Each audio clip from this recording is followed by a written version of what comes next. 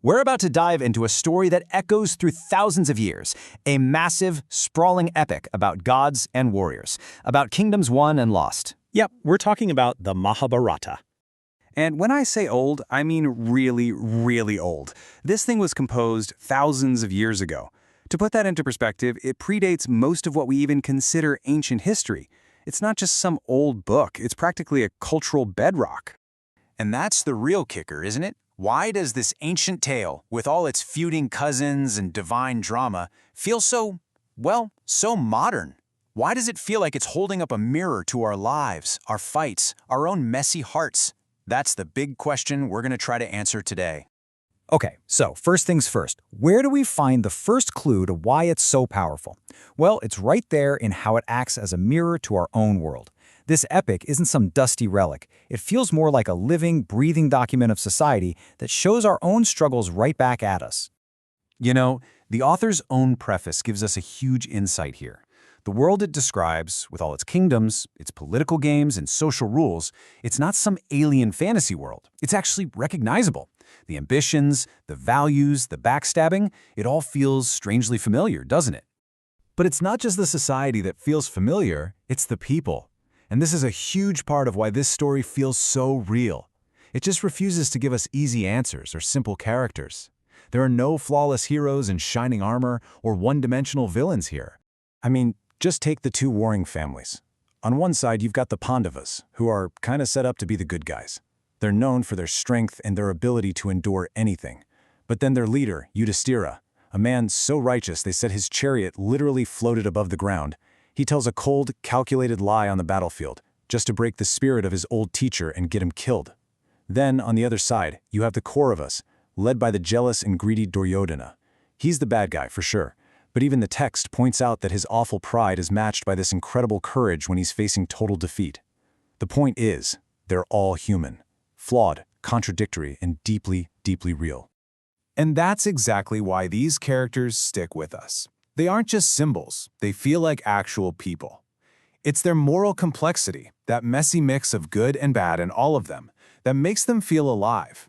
It's what makes their choices and their fate so absolutely captivating.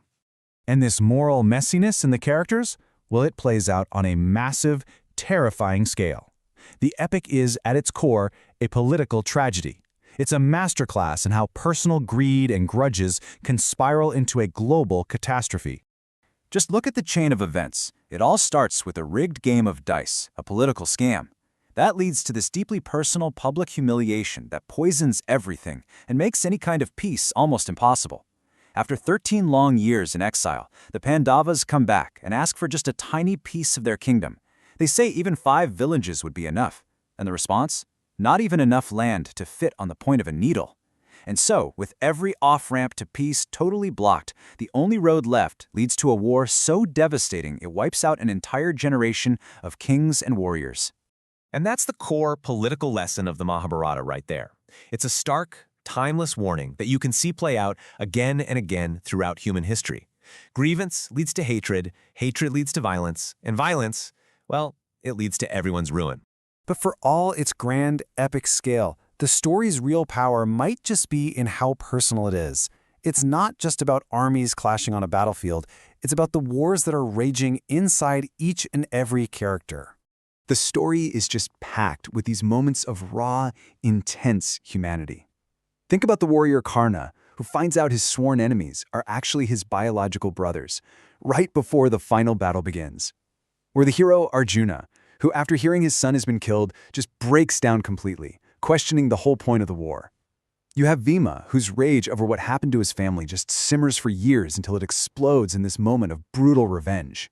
And maybe most powerful of all, King Yudhishthira, who wins the entire war, gets everything he ever wanted, and feels nothing but the crushing weight of sorrow and loss.